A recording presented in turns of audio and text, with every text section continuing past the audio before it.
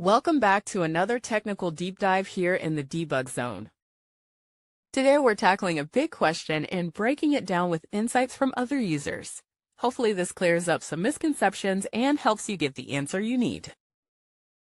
So buckle up, stay a little curious, and let's jump right in.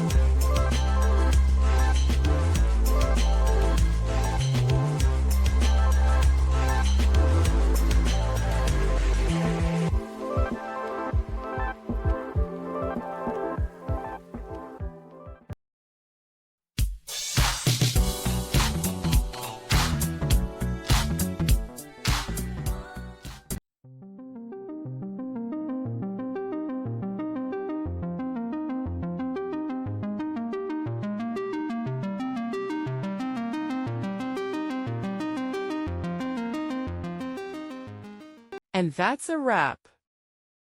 I hope you found the answer you were looking for. If you did, take a second to hit that subscribe button. It really helps out. And let me know in the comments which solution worked best for you. See you next time in the debug zone.